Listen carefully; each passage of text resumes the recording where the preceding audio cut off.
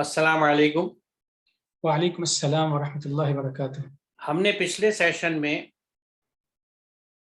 आदम के ताल्लुक से जो इबलीस का एक सिलसिला चला था, जिसमें इबलीस ने आदम को सजदा करने से मना किया था और जिसकी वजह बयान हुई थी कि उसने तकब्बुर किया था, घमंड किया था। तो हमने आखिर में जो फिर से दोहराने की और याद रखने की बात है कि ये डिस्कस किया था कि घमंड, तकब्बुर, अपने आप को बड़ा समझना, ये चीज़ें कितनी बुरी हैं और अल्लाह के नज़दीक कितनी नापसंदीदा है।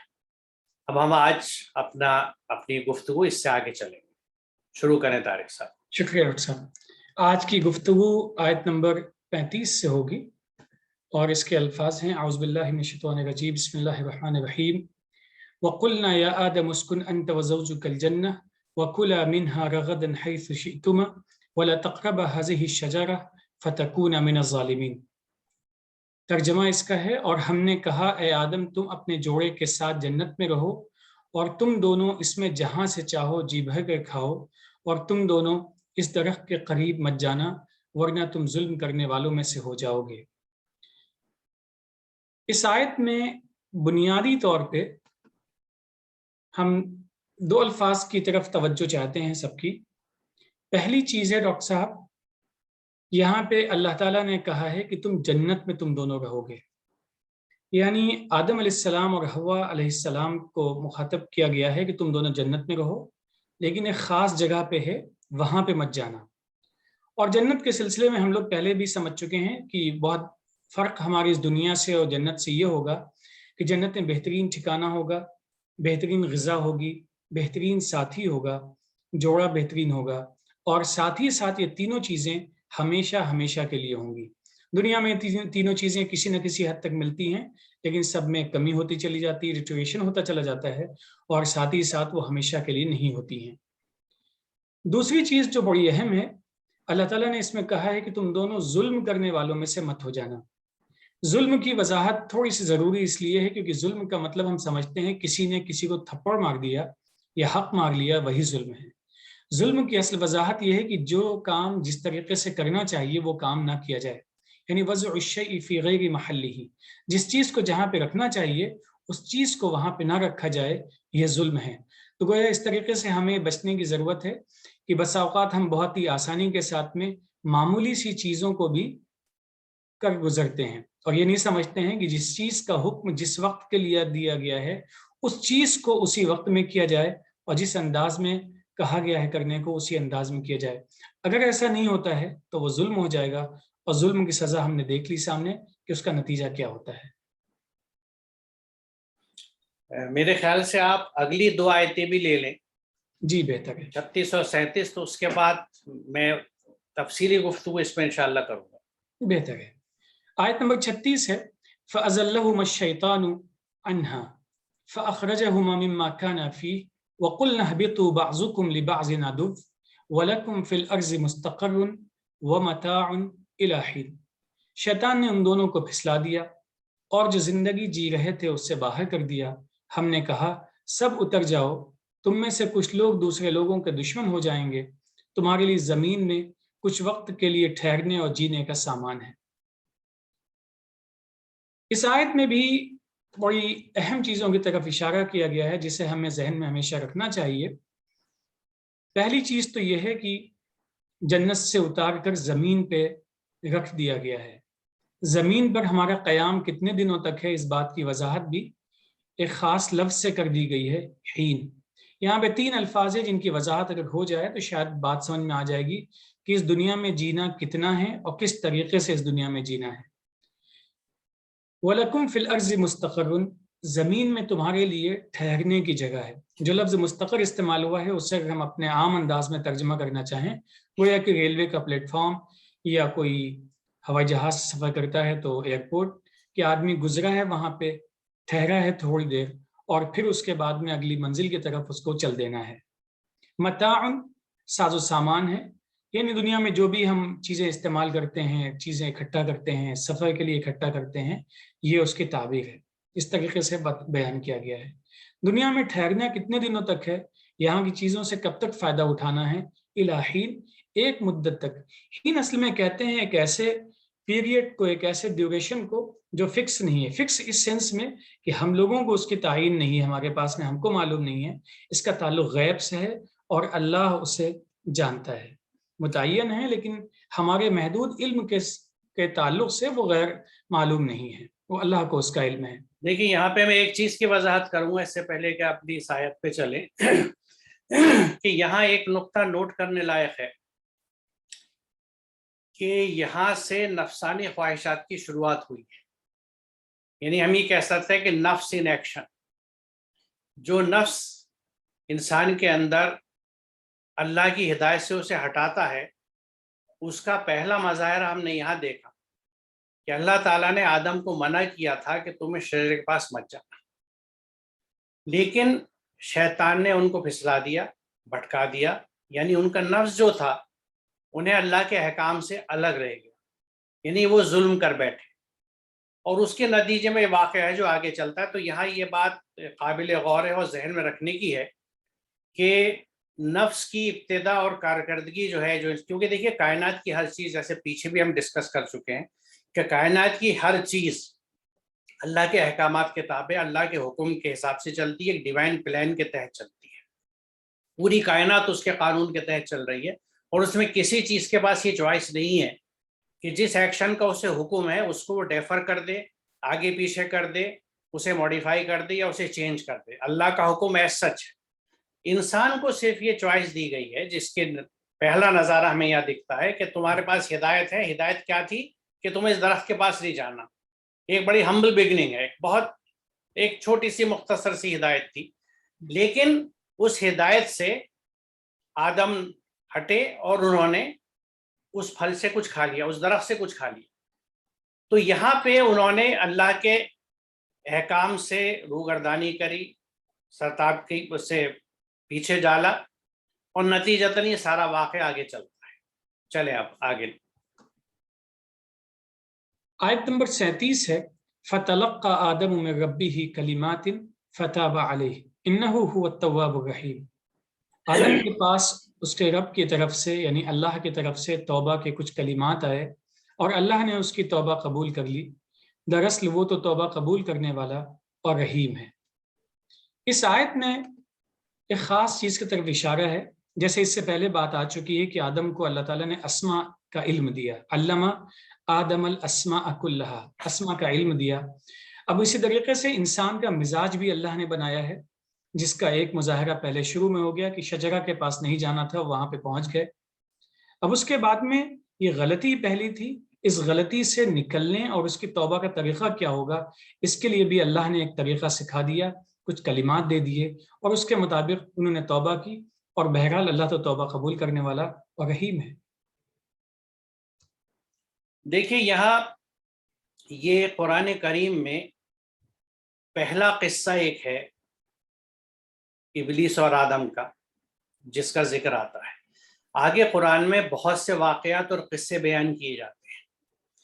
اس میں ہمیں ذہن میں یہ رکھنا چاہیے کہ کوئی بھی چیز قرآن میں بیان کس نے کی گئی ہے۔ یہ میں اس لیے کہہ رہا ہوں کہ میں نے اپنے مطالعے کے دوران ایک طالب علم کے طور کے قرآن کے یہ دیکھا ہے کہ بہت سے لوگ اس جستجو و تلاش میں لگ جاتے ہیں کہ آدم نے کیا کہا تھا، یعنی وہ کلمات کیا تھے، آدم نے کیا کھایا تھا، کوئی کہتا ہے اناج تھا، کوئی کہتا ہے سیب تھا، کوئی کہتا ہے انجیر تھی، شیطان نے پھسلایا کس طرح، اس کے لیے بہت سارے ہمارے ہاں قصے ہیں۔ تو یہ سب کچھ چیزیں وہ ہیں جن کا قرآن سے تعلق نہیں ہے۔ یہ بہت اہم نقطہ ہے جو ہمیں ذہن میں رکھنا چاہیے، کیونکہ اس میں بہت سے فولکلور جس کو کہتے ہیں، روایتی قصے کہانی بھی آ جاتے ہیں، جس میں دیگر مذاہب کی بھی قصے کہانی آ جاتے ہیں۔ میں بطور ایک طالب علم کا ایسا محسوس کرتا ہوں کہ ہمیں کبھی بھی اس چیز کو ذہن سے نہیں ہٹانا چاہیے کہ قرآن میں جو چیز بھی بیان ہوئی ہے وہ ہماری ہدایت کے لیے ہوئی ہے۔ ہمیں یہ دیکھنا چاہیے کہ جو چیز بیان کی جا رہی ہے اس میں ہدایت کیا ہے۔ جیسے یہاں پہ یہ نقطہ سامنے آتا ہے کہ کس طرح اللہ کا حکم ہونے کے باوجود آدم نے غلطی کری، اور اس کے بعد انہوں نے توبہ کری، لیکن اس کے نتیجے میں کانزیکوینٹ ٹو دیٹ اللہ تعالیٰ نے ان کو زمین پہ روانہ کر دیا، جس کا ذکر ہے۔ تو یہ جو قصہ ہے شیطان کا اور آدم کا، اس کو کچھ اور وضاحت کے ساتھ قرآن میں آج بھی بیان کیا گیا ہے، اور ان کو جیسے جیسے آگے آئے گا ہم بیان کریں گے، لیکن یہاں کچھ چیزیں جنت کے تعلق سے اور آدم کے تعلق سے اور ہمارے آج کے کنٹیکسٹ میں جو ضروری ہیں ان کو میں اسکرین شیئرنگ کے ساتھ کچھ یہاں آپ کے ساتھ شیئر کروں گا۔ دیکھیے، یہ شیطان کے تعلق سے کئی جگہ پہ جو ہمیں ذکر ملتا ہے قرآن کریم میں، اس میں نے یہاں پہ یہ آیت چنی ہے کہ پھر ہم نے کہا ہے آدم، یہ بلا شبہ تمہارا اور تمہاری بیوی کا دشمن ہے، یعنی تمہاری زوجہ کا۔ کون دشمن ہے؟ شیطان۔ تو کہیں وہ تم دونوں کو جنت سے نکلوا نہ دے، پھر تم محروم ہو کر رہ جاؤ گے۔ محروم کس چیز سے؟ جو چیزیں جنت کی تھی، جس کا بھی آپ نے طارق صاحب ذکر کیا۔ یہاں تمہارے لیے یہ ہے، اب دیکھیے کیا کیا چیزیں اہم ہیں جو جنت کے معاشرے میں موجود تھیں، کہ تم نہ بھوکے رہو گے اور نہ تم ننگے ہوگے، اور تم یہاں نہ پیاسے ہوگے نہ تم کو دھوپ لگے گی، یعنی بھوک نہیں ہوگی، پیاس نہیں ہوگی، دھوپ نہیں لگے گی، اور تم ننگے نہیں ہوگے، برہنہ نہیں ہوگی۔ You will not be naked, تمہارے پاس لباس ہوں گے۔ یہ جنت کی نعمتوں میں سے نعمت ہے جس کا اللہ نے ذکر کیا ہے۔ اس کے بعد یہاں 120 اور 21 میں ذکر ہے کہ پھر شیطان نے ان کو بہکایا۔ یہ وہی واقعہ ہے، دوسرے انداز سے بیان کیا جا رہا ہے۔ اور دیکھیے، یہ قرآن کا انداز ہے جس کو قرآن تصریف آیات کہتا ہے، کہ ایک ہی بات کو مختلف آیات میں مختلف انداز سے مختلف پیرائے میں بیان کیا جاتا ہے۔ اور اس طرح سے اگر اب ان تمام آیات کو اکٹھا کر لیں جن پیراؤں میں اور جہاں جہاں ذکر آیا، تو ایک پوری تصویر آپ کے سامنے صاف ہو جاتی ہے، اور اسی کو قرآن اپنے آپ تفسیر بیان کرنے والا کہتا ہے۔ یعنی قرآن اس انداز پہ بتاتا ہے کہ اس انداز سے اس کی احسن تفسیر ہم خود لے کے آتے ہیں۔ یعنی جس طرح قرآن کو پڑھانے کی ذمہ داری اللہ کی، علم القرآن، اس طرح اس کی احسن تفسیر بھی قرآن خود لے کے آیا ہے جو قرآن کہتا ہے، اور اس کا طریقہ جو ہے کوئی تصریف آیات ہے کہ مختلف جگہوں پہ ایک ہی چیز کا ذکر ہوتا ہے، لیکن مختلف پیرائے میں مختلف انداز سے اور مختلف انداز سے سمجھایا جاتا ہے۔ تو پھر شیطان نے ان کو بہکایا، اس نے کہا کیا میں تم کو ہمیشگی کا درخت بتاؤں، یعنی جس سے تم ہمیشہ زندہ رہ سکو گے، اور ایسی بادشاہی جس میں کبھی کمزوری نہ آئے۔ یعنی دیکھیے، یہ وہ دو لالچ ہیں جو انسان کو بہت ہوتے ہیں۔ ہر انسان یہ چاہتا ہے کہ وہ زیادہ سے زیادہ عمر اور وقت تک صحت مند رہے، نوجوان دکھے، اور اس کے لیے وہ کوششیں بھی کرتا ہے، اور ساتھ ہی یہ کہ اس کو جو بھی حکمرانی، حکومت یا پاور ملی ہے وہ کبھی کمزور نہ پڑے اور ہمیشہ رہے۔ یعنی اپنی طاقت، اپنی جوانی، اپنی مال و دولت کو ہمیشہ چاہتا ہے، یہی اس کی کمزوری تھی، اور شیطان نے اس کو ان کی طرف ورغلایا۔ بس ان دونوں نے اس درخت کا کچھ کھا لیا تو ان دونوں کے صدر ایک دوسرے کے سامنے کھل گئے۔ یعنی جو ایک نعمت تھی جنت کی کہ وہ ننگے نہیں تھے، نیکڈ نہیں تھے، تو اس حرکت کی وجہ سے، اس ظلم کی وجہ سے ان کی شرمگاہیں ایک دوسرے کے سامنے کھل گئیں۔ یعنی وہ ایک دوسرے کو اریاں، برہنہ، ننگا دیکھنے لگے، یعنی they were visible as naked to one another۔ اور اس میں دیکھیے فطری طور سے چونکہ انسان کے اندر شرم ہے، جو اس بات سے ثابت یہاں پہ ہو رہی ہے کہ اور دونوں اپنے آپ کو جنت کے پتوں سے ڈھانکنے لگے۔ یعنی اگر وہ برہنہ ہوئے تو انہیں فوراً یہ احساس ہوا کہ یہ کیا ہو گیا، اور یکلخت انہوں نے درخت کے پتے جو تھے ان سے اپنے آپ کو ڈھاکا، اور آدم نے اپنے رب کے حکم کی خلاف ورزی کی تو بھٹک گئے۔ یہاں یہ نقطہ دوسرا نوٹ کرنے کا ہے کہ یہ پہلا بھٹکاوا تھا، پہلی لغزش تھی، پہلی دفعہ یہ واقع ہوا تھا کہ اللہ کے حکم سے ہٹ کے اپنے دل کی خواہش کیا بلکہ ایک وسوسہ، ایک بہکاوا جو شیطان نے ڈالا تھا، اس کے تحت آپ اللہ کے حکم سے ہٹے تو آپ بھٹک گئے۔ اس بات کی وضاحت کی گئی۔ تو دیکھیے یہ جو بات ہے یہ بڑی اہم ہے کہ ان کے صدر کھل گئے اور اریاں ہو گئی، کیونکہ اب میں آراف کی طرف آپ کو لے کے چلتا ہوں۔ وہاں دیکھیے کیا بات کہی جا رہی ہے کہ اے اولاد آدم، ہمیں ایڈریس کیا جا رہا ہے کہ وہ چلڈرن آف ایڈم۔ یہ ایڈریس پوری ہیومینٹی سے، یاد رکھیے، صرف مسلمانوں سے نہیں ہے، اور یہ بڑا اہم نقطہ ہے سوچنے کا، کیونکہ یہ یونیورسل پرابلم ہے، یہ مسلمس کے ساتھ پرابلم نہیں ہے۔ کیا سمجھایا جا رہا ہے کہ ہم نے تم پر لباس نازل کیا ہے کہ تمہارے جسم کے قابل شرم حصوں کو ڈھانکے، اور تمہارے لیے جسم کی حفاظت اور زینت کا ذریعہ بھی ہو، اور بہترین لباس تقوی کا لباس ہے۔ یہ اللہ کی نشانی ہے، آیت ہے اللہ کی، شاید کہ تاکہ لوگ اس سے سبق لیں۔ آیت چونکہ سبق لینے کے لیے ہوتی ہے، اس لیے لباس کو نازل کرنا یعنی provision of dress and dressing sense, اس کو بھی اللہ تعالیٰ اپنی ایک آیت بتا رہا ہے کہ جو میں نے تمہیں سلیقہ دیا ہے تو اس سے سبق لو۔ تو یہاں دیکھیے ڈریس کے سلسلے میں بہت واضح احکامات ہیں جو ایک طرح سے اپنی جگہ مکمل ہیں۔ جسم کے قابل شرم حصوں کو ڈھاکی، صدر کو ڈھاکی، وہ لباس آپ کے جسم کے قابل شرم حصوں کو جن کو کھولنے میں شرم محسوس ہوتی ہے، اور جسم کی حفاظت اور زینت کا ذریعہ بھی ہو۔ یعنی زینت کو بھی قرآن رول آؤٹ نہیں کرتا، یہ کبھی قرآن نہیں کہتا کہ آپ بے ڈھنگے رہیں، اگلی بن کے رہیں، بے تکے لباس پہنے۔ آپ کو اجازت ہے کہ وہ لباس پہنے جس سے آپ کے جسم کی اور آپ کی شخصیت کی زینت ہو، لیکن ظاہر ہے ہر چیز کی حدود ہوتی ہیں، اور یہ زینت جو ہے اس کا مقصد صرف ایک اللہ کا شکر اور اپنا اطمینان ہو، اس میں کسی گھمنڈ کا اظہار نہ ہو، کسی تکبر کا نہ ہو۔ یہ بلکہ میں نقطہ آگے کہوں گا، کیونکہ اور بہترین لباس تقوی کا لباس۔ اب تقوی کا لباس کیا ہوتا ہے؟ جیسا پیچھے ذکر آیا تھا کہ تقوی کہتے ہیں کہ اللہ کے ہر حکم کو ماننا اور جس چیز سے منع کیا وہ نہ کرنا۔ تو لباس کے تعلق سے یا اوور آل پرسنالٹی کے تعلق سے جن چیزوں کو منع کیا گیا، وہ ایک تو چیز یہ ہے کہ ولگیرٹی نہ ہو، فحش نہ ہو، کیوں قرآن واضح طور سے کہتا ہے کہ فحش کے پاس بھی مت جاؤ، وَلَا تَقْرَبُوا الْفَوَاحِشَ مَا ظَهَرَ مِنْهَا وَمَا بَطَنَ، کہ جو فحش ہے، جو لیوڈ ہے، وہ چاہے ایکشن سے ہو، ورڈ سے ہو، ڈریس سے ہو، اس کے پاس بھی آپ کو نہیں جانا۔ تو جب اس چیز کے لیے اللہ نے منع کیا ہے تو تقوی کا لباس یا لباس تقوی یہ ہوگا کہ جس میں اس طرح کی کوئی چیز نہ ہو، یعنی وہ ماڈسٹ ڈریس ہو جو آپ کے جسم کو پوری طرح ڈھاکے۔ اور یہاں میں یہ آپ سے عرض کر دوں کہ یہ ایڈریس اولاد آدم سے ہے۔ ہمارے اکثر بہت سے ہمارے بھائی ایسے ہیں کہ جو ڈریس کے معاملے میں بہت سینسیٹیو ہوتے ہیں خواتین کے لیے، لیکن اپنے ڈریس کی طرف دھیان نہیں دیتے۔ باڈی فٹنگ کپڑے پہنتے ہیں ایک دم تاکہ ان کے مسلز دکھیں، ان کے بازو دکھیں، ان کا سینہ دکھے، اور اس کے ساتھ ہی گھمنڈ بھی ہوتا ہے، دکھاوا بھی ہوتا ہے۔ یہ بھی وہ چیز ہے جس کو اللہ نے منع کیا، جیسے بھی پہلے ذکر آیا کہ شیطان ملاعون اور ہمیشہ کے لیے لعنت زدہ اسی لیے ٹھہرا کہ اس نے گھمنڈ کیا تھا۔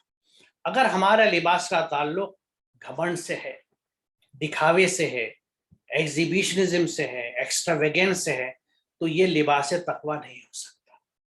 ہم لباس اپنی ضرورت کے لیے، اپنی سہولت کے لیے پہنے، اور سکون کے لیے اپنے پہنے، for a sense of satisfaction. کیونکہ اکثر لوگوں کے مزاج میں نفاست ہوتی ہے، وہ نفیس لباس پہنتے ہیں، ضرور پہنے، لیکن اگر اس میں دکھاوا، شو بازی، یا یہ کہ اس لباس کو میرے دیکھ کے لوگ یہ سمجھیں گے ارے بھائی اوہو اس برانڈ کے کپڑے، یہ تو بہت بڑا آدمی کچھ دکھتا ہے، یا اور اینی تھنگ لائک دیٹ، یہ ساری چیزیں جو ہیں یہ چونکہ اللہ کے احکامات کی خلاف ورزی ہے، اس لیے ہم اس کو لباس تقوی نہیں کہہ سکتے۔ تو تقوی کا لباس کا مطلب یہ ہے، اور یہ دیکھیے میں اس کو ایمفیسائز اس لیے کر رہا ہوں کہ آج کے زمانے میں لباس ہمارے لیے ایک بہت بڑا چیلنج اس معنی میں ہے کہ ایک تو کس طرح ہم ڈریس اپ ہو رہے ہیں، اس کے علاوہ یہ بھی ہے کہ ڈریس کے پیچھے ہمارے موٹیوز کیا ہے۔ ہماری اکثریت اپنے آپ کو ڈریس اپ اس لیے کرتی ہے، یوزولی اپنے آپ کو ایسرٹ کرنے کے لیے، اپنے آپ کو دکھانے کے لیے، اور اپنی حیثیت منوانے کے لیے۔ تو آپ یہ دیکھیے کہ جو چیز اللہ کی ایک آیت کے طور سے آئی ہے، اور جس میں سے یہ حکم ہے قرآن کا، جیسے سب آیات میں دیکھ رہے ہیں کہ اس میں سے سبق لینے والے لوگ سبق لیں، اس آیات کا ہم نے کیا حل کیا؟ اس سے بڑا ظلم کیا ہوگا کہ ہم نے اس کو استعمال کیا اپنے آپ، اپنی شان دکھانے کے لیے، اپنی گھمنڈ دکھانے کے لیے، اپنے آپ کو بڑا ثابت کرنے کے لیے۔ تو لباس کے معاملے میں موڈیسٹی جس کو کہتے ہیں، کیونکہ ویسے بھی دیکھیں میانہ روی کا قرآن میں حکم ہے۔ جب سورہ نحل کی آیت نمبر 90 میں شروع میں یہ چیز آئی، جس کا میں اکثر ذکر کرتا ہوں کہ ان اللہ یامر بالعدل، بے شک اللہ آپ کو عدل کا حکم دیتا ہے۔ اللہ آپ کو حکم دیتا ہے عدل کا، عدل مانے انصاف، جسٹس، ٹو ڈو جسٹس۔ اچھا، مادے کے اعتبار سے عدل میں اعتدال بھی آتا ہے۔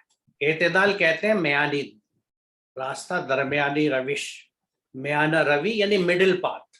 اور یہیں پہ نہیں، قرآن نے کئی جگہ مومنوں کی یہ کیفیت بتائی ہے، ان کی کیریکٹرسٹک بتائی ہے کہ they avoid extremes, they are not at extremes.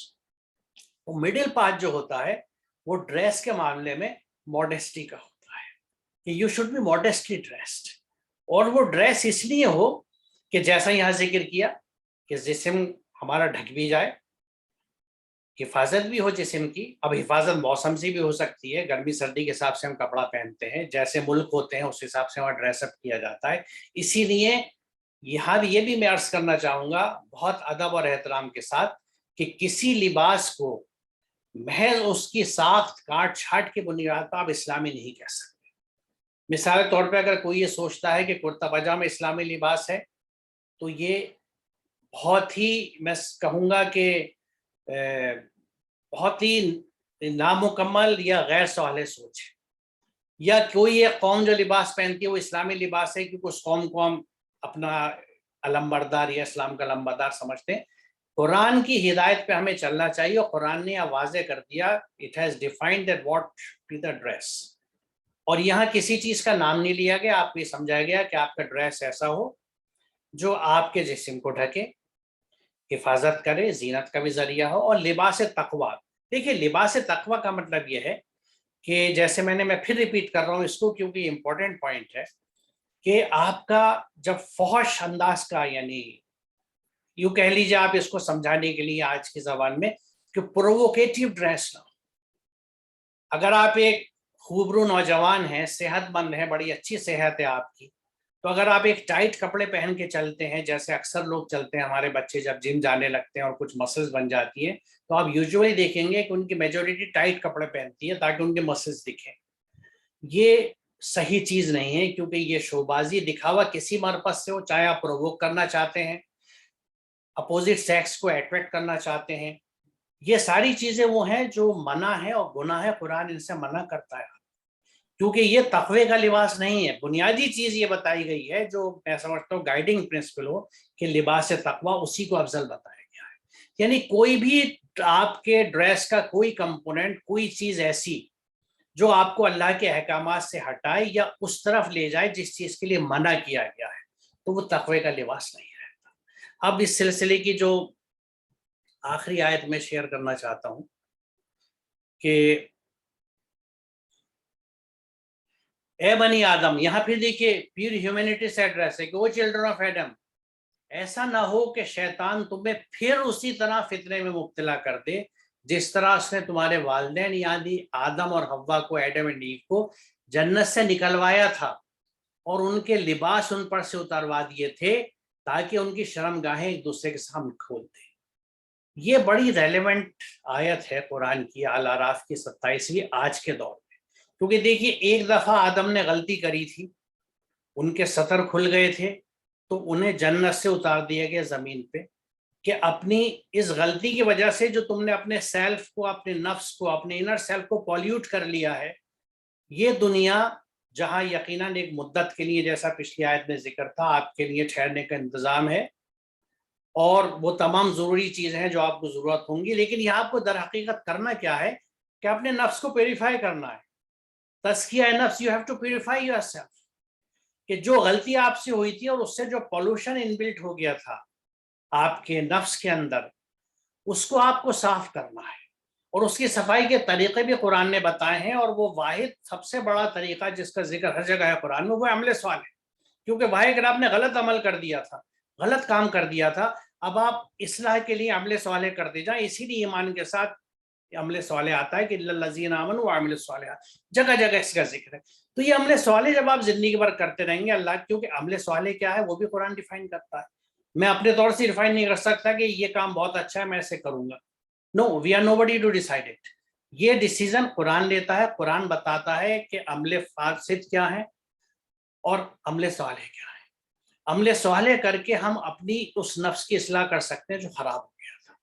کس وجہ سے؟ کیونکہ ہم نے ظلم کیا تھا، ہم نے غلطی کری تھی، ہم برہنہ ہو گئے تھے، ہمارے سطر کھل گئے تھے، ہم نیکڈ ہو گئے تھے، اور ہمیں اس کے لیے دنیا میں بھیج دیا گیا تھا کہ یو کریکٹ دس مسٹیک. غلطی کی اصلاح کر لو، کیونکہ دیکھیے قرآن کا جو فلسفہ ہے وہ تابو وسرہو کا ہے کہ آدمی توبہ کرے اور اس کی اصلاح کر لے. تو آدم نے توبہ کری، اللہ نے سکھائے وہ کلمات توبہ کے، وہ توبہ قبول کی گئی، لیکن اصلاح کے لیے زمین پہ بھیج دیا گیا کہ اب تم اصلاح کر لو اس نفس کی جو پولیوٹ ہو گیا. کیونکہ کسی بھی طرح کا پولیوٹڈ نفس جو ہے، وہ نفس جس میں کسی بھی طرح کی کثافت ہوگی، گندگی ہوگی، وہ جنت کے معاشرے میں فٹ نہیں ہو سکتا، آپ جنت کے لیے کوالیفائی نہیں کر سکتے، الا یہ کہ آپ کا قلب سلیم کی شکل اختیار کر لے، اللہ کے احکامات کی اتباع کر کے اسلام میں پورے کے پورے ہو کے داخل ہو کے، جیسے کہ پیچھے ذکر آیا ہے. تو یہاں یہ بڑی اہم وارننگ ہے کہ دیکھو پھر اس طرح سے شیطان تمہارے کپڑے نہ اتروا دے، جس طرح تمہارے والدین کی نہیں ایڈم اینڈ ایو کے وہاں اتروا دیے تھے تو تمہیں زمین پہ پھینکا گیا تھا، اور یہاں پہ بھی تم نے کپڑے اتار دیے، ایک دوسرے کے سامنے برہنہ ہو گئے، ننگے ہو گئے اور ریانیت پھیلا دی. تو اس کے بعد نیچے اترنے کی کوئی اور جگہ نہیں ہے سوائے اس کے کہ you will be destined to hell fire, آپ کو جہنم میں ڈال دیا جائے گا، جس کی وضاحت آگے کئی انداز سے قرآن کریم میں آئی ہے. تو یہ اس لیے بہت اہم چیز ہے کہ بدقسمتی سے آج ماڈسٹ ڈریس کو انفارچونیٹلی بیکورڈنیس کی نشانی سمجھا جاتا ہے، اور جو لباس جتنا مختصر ہوتا ہے، جتنا ریویلنگ ہوتا ہے، اس کو پہننے والا اتنا ہی انلائٹڈ، لبرل اور ماڈرن سمجھا جاتا ہے. تو یہاں ہمیں خیال رکھنا چاہیے کہ ایک جگہ آدم سے غلطی ہوئی تھی تو سطر کھل گئے تھے. یہاں ہم سے کیا غلطی ہوتی ہے کہ ہمیں یہ لگتا ہے کہ یہ ان تھنگ ہے، this is trendy and you know if I don't do it what people will say. ہمیں فکر یہ ہوتی ہے کہ میرا سماج کیا کہے گا، لوگ کیا کہیں گے، آس پڑوس والے کیا کہیں گے، اگر میں اس طرح سے ڈریس اپ اپنا نہیں کرتا تو لوگ کیا کہیں گے، مجھے یہ فکر ہوتی ہے. میں یہ نہیں سوچتا کہ میرے رب کا کیا حکم ہے. تو یہ میں نے اس لیے وضاحت کری یہاں پہ کہ یہ آیت اس لیے بہت اہم ہے کہ یہ بالکل پچھلے کنٹیکسٹ کو ذکر کرتے ہوئے یہ دونوں تانے بانے ملاتی ہے کہ ایک دفعہ سطر کھلا تھا غلطی سے تو پوری انسانیت کو زمین پہ بھیج دیا گیا تھا، اسی لیے ان دونوں آیتوں میں انسانیت کو ایڈریس کیا گیا ہے، مسلمانوں کو نہیں کیا گیا. او چلڈرن آف ایڈم، تمام، کیونکہ پوری آدم کی اولاد تھی جو جنت سے جنت بدر کی گئی تھی، they were expelled from، کیونکہ اس معاشرے میں، اس کلچر میں اس طرح کے پولوشنس نہیں تھے، ان کو زمین پہ بھیج دیا گیا. اور اس کی آگے یہی سورہ بقرہ میں ہم دیکھیں گے جو اس کا ذکر آئے گا کہ کس طرح سے ہدایت اللہ بھیجے گا، اور جو لوگ اس کو فالو کریں گے وہی کامیاب ہوں گے. تو یہاں یہ موقع ہمیں دیا گیا ہے اپنی اس غلطی کو سدھارنے کا. لیکن اگر اس غلطی کو ہم پھر ریپیٹ کرتے ہیں تو یہ آیت کیٹیگریکلی یہ بتا رہی ہے کہ اگر تم اسے ریپیٹ کرو گے تو دیکھو پھر تم شیطان کے بہکاوے میں آ جاؤ گے، اس سے تمہیں بچنا بہت ضروری ہے. اور اسی کو میں نے اس آخری سلائیڈ میں دکھایا ہے کہ قیامت کے دن کا ذکر ہے کہ جب فیصلہ چکا دیا جائے گا تو شیطان کہے گا حقیقت یہ ہے کہ اللہ نے جو وعدے تم سے کیے تھے وہ سب سچے تھے، اور میں نے جتنے وعدے کیے ان میں سے کوئی بھی پورا نہیں کیا، میرا تم پر کوئی زور تو تھا نہیں، میں نے اس کے سوا کچھ نہیں کیا کہ اپنے راستے کی طرف تم کو دعوت دی اور تم نے میری دعوت پر لبیک کہا. اب مجھے ملامت نہ کرو، اپنے ہی کو ملامت کرو، کیونکہ یہ وہ منظر ہے جہاں لوگ جو ہیں وہ بلبلا کے چیخ کے یہ کہہ رہے ہوں گے کہ شیطان نے ہمیں ورغلا دیا تھا، اس کو دوہری سزا ملے and so and so forth. تو وہ شیطان یہ کہے گا کہ میں نے، اور حقیقت یہ ہے کہ ہم میں سے کسی کو بھی شیطان ہاتھ پکڑ کے تو یہ نہیں کہتا نا کہ یہ ڈریس پہن لو، یہ کھا لو، یہ پی لو، یہ کہہ دو، اس کی غیبت کر دو، اس کو برا کہہ دو. کرتا تو میں ہی ہوں نا. I am the person with all my senses and I am responsible for whatever I do and whatever I speak. جو کچھ میں بولتا ہوں اس کا ذمہ دار میں ہوں. میں یہ کہتا ہوں ارے بھائی شیطان نے ورغلا دیا مجھے اور میں تو ایسا کہنا نہیں چاہتا تھا، تو ٹھیک ہے بھائی شیطان ورغلا رہا تھا تو آپ کے پاس اللہ کی ہدایت بھی تو تھی اور وہ عقل بھی تھی اور وحی کا علم بھی تھا جس میں اس نے کہا ہے کہ آپ کو زبان سے برا نہیں نکالنا. اگر ایک آدمی آپ کو ورغلا رہا ہے، پرووک کرنا ہے، تو کیوں آپ قرآن کے پیغام کو بھول گئے جس میں کہا جاتا ہے کہ آپ کو برائی کے بدلے میں برائی نہیں کرنی، کوئی آپ سے کیسے بھی برا کہے آپ کو اچھا بولنا ہے. آپ نے اپنے آپ کو ریسٹرین کیوں نہیں کیا، آپ نے شیطان کو کیوں نہیں روکا. اب میں یہ کہوں کہ مجھے تو یہ پتہ ہی نہیں تھا قرآن میں کیا لکھا ہوا ہے، کیونکہ میں نے قرآن کو سمجھ کے ہی نہیں پڑھا، اور وہ اصل اسٹوری ہے ہماری۔ اس لیے ہم جو سوسائٹی میں چلتا ہے کہ ایگریشن اور ایسرشن سب سے اچھی چیز ہے، کوئی ذرا سا کہے تو اس سے زیادہ زور سے اس کو جواب دو، بلکہ ہو سکے تو تھپڑ بھی مار دو، کیونکہ ایگریشن جو ہے offence is the best defence, پلٹ کے ایک دم پہلا وار ایسا کرو کہ آدمی ڈر جائے۔ یہ چیزیں ہمیں سماج میں صدیوں سے چلی آ رہی ہے، یہ اینٹی قرآنک ہے، قرآن کے خلاف ہے۔ اسی لیے کیونکہ قرآن کے پیغامات پہ آپ چلتے ہیں تو امن پھیلتا ہے، اور قرآن کی ہدایت سے ہٹتے ہیں تو بدامنی پھیلتی ہے، فساد پھیلتا ہے، ہر طرح کی خرابیاں پیدا ہوتی ہیں۔ تو یہاں یاد رکھیے کہ شیطان is not to be blamed, no Satan is to be blamed, کوئی شیطان کسی چیز کا ذمہ دار نہیں ہے۔ یہ واقعہ قرآن میں یہ بہت بڑی ہدایت ہے کہ ہم یہ نہ سمجھیں کہ بھئی، کیونکہ اکثر ہم جب عجیب عجیب باتیں سماج میں چلتی ہیں کہ بھئی یہ کام کیوں نہیں ہوا، کہ بھائی بس، یعنی آپ بھی سمجھتے ہیں، میں یہاں دہرانا نہیں چاہتا کیونکہ ان چیزوں کو میں اسٹرینگتھن نہیں کرنا چاہتا یہاں دہرا کے، لیکن اگر کچھ میں کر رہا ہوں اور کچھ بول رہا ہوں تو اس کا 100% ذمہ دار میں ہوں، اور وہ میرے ہی نامہ اعمال میں لکھا جا رہا ہے۔ اگر شیطان ورغلانے کے لیے تھا تو میرے پاس کتاب ہدایت موجود تھی، اب میں نے اس کو بند کر کے رکھ دیا، دیٹ از اندر اسٹوری۔ اور یہ کوشش جو ہے ایک ماڈسٹ، ایک ہمبل کوشش اسی چیز کی ہے۔ دنیا بھر میں ایسی کوشش ہو رہی ہے، اللہ کا شکر ہے، بہت لوگ ہیں جو اس طرح کوشش کر رہے ہیں کہ قرآن کو سمجھیں، قرآن کی طرف واپس آئیں، قرآن پہ عمل کریں، تاکہ ہم صحیح معنوں میں مسلم بن سکیں۔ تو یہ چھوٹی سی ایفرٹس بھی جو ہم لوگ کر رہے ہیں اسی ایفرٹ کا حصہ ہے، اور مقصد صرف یہی ہے کہ ہم قرآن کو سمجھیں، اور یہ کنسیپٹس، کیونکہ دیکھیے یہ میں نے اس وقت وضاحت اس لیے کری کہ کئی چیزیں ابھی یہاں نئی شروع ہوئی ہیں۔ ایک قصہ ہے جو پہلی دفعہ آیا، ایک غلطی ہے جو آدم نے پہلی دفعہ کری، اس کا کیا نتیجہ ہوا، اور اس کے بعد اس غلطی میں کیا کیا کانسیکوینسز ہیں، اور جس سماج میں جس جگہ سے ان کو نکالا گیا اس غلطی کی وجہ سے، وہاں کن چیزوں کو اللہ نے ایشور کیا۔ یہ چاروں چیزیں وہ ہیں جو اس وقت کا بہت بڑا چیلنج ہے اور فتنہ ہے اور بوال ہے: بھوک، پیاس، ڈریس، اور ایک چھت آسمان پہ۔ دھوپ سے بچنے کا مقصد کیا ہے؟ You have a shelter on your head. آج دنیا میں کتنے لوگ ہیں جن کے سروں پہ چھت نہیں ہے؟ کتنے لوگ ہیں جن کے جسم پہ لباس نہیں ہے؟ کتنے لوگ ہیں جو بھوک کے مارے ہوئے ہیں؟ کتنے لوگ ہیں جو پیاس کے مارے ہوئے ہیں؟ پانی نہیں ہے۔ پانی کی سچویشن آج دیکھیے گلوبلی کیا ہے، اپنے ملک میں دیکھ لیجیے واٹر ٹیبل کس طرح نیچے جا رہی ہے۔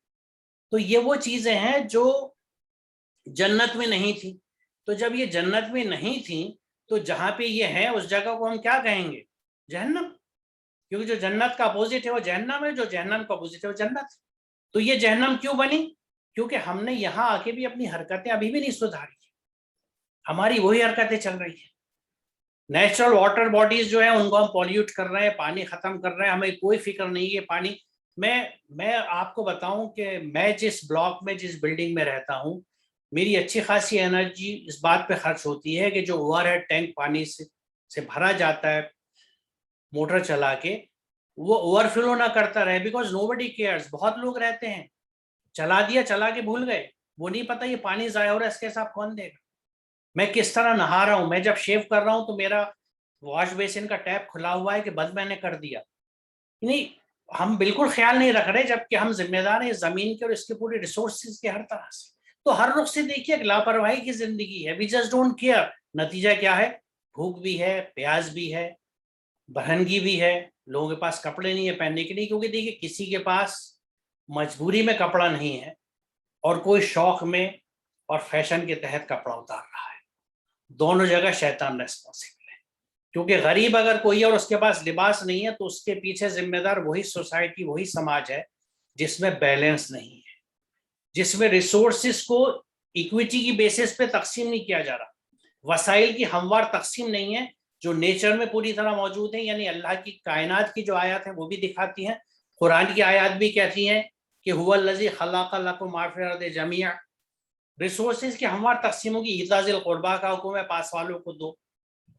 لوگ تم سے پوچھتے ہیں کیا خرچ کریں، قل العفو، جو تمہاری ضرورت سے زیادہ اسے خرچ کر دو۔ کہیں قرآن یہ نہیں کہتا کہ فکس ڈپازٹ کرا دو، پراپرٹیز ڈیولپ کر لو، محل ڈیولپ کر لو، اپنا فیوچر سیکیور کر لو۔ اللہ تو کہتا فیوچر تو میرے پاس ہے، تم آج ضرورت مندوں پہ خرچ کرو گے، کل تمہاری ضرورت اللہ پوری کرے گا۔ یہ پورا فلسفہ ہے، بٹ ہو کیئرس؟ नतीजा आज जो दुनिया उभर के आ रही है हमारे सामने, आप सोचिए हम अपने बच्चों को कौन सी दुनिया दे के जा रहे हैं, जहाँ प्यास है, जहाँ भूख है, स्कॉचिंग सन। आज देखिए हीट पूरी बढ़ रही है। यहाँ धूप से हिफाजत की जो बात कही गई है ना कि जन्नत में, ये एक छोटा सा स्टेटमेंट नहीं है। It encompasses a lot of physical phenomena जो इस वक्त हो रहे हैं। उसको ग्लोबल वार्मिंग देख लीजिए, सूरज की तमाज़त बढ़ रही है क्योंकि ओजोन डिप्लीशन हो रहा है। आप अगर सोचेंगे कुरान की आयतों में तो 1000 सिनेरियोज आपके सामने खुलेंगे। लेकिन प्रॉब्लम यही है कि ना हम समझते हैं ना उस पर गौर फिक्र करते हैं, जबकि कुरान का हुक्म यह है तुम इस पे सोचते क्यों नहीं हो, तदब्बर क्यों नहीं करते। तारिक साहब, मेरे ख्याल से बहुत तफसील से इस मौजू पे बात हो गई और ये मतलूबा थी, जी चाहता था कि इस पे गुफ्तगू करें। और मेरे ख्याल से अब इस सेशन को हम आज यहाँ रोकते हैं और इंशाल्लाह इससे आगे अगले सेशन में गुफ्तगू करेंगे। वाखिर दावाना अल्हम्दुलिल्लाहि रब्बिल आलमीन। अस्सलाम वालेकुम।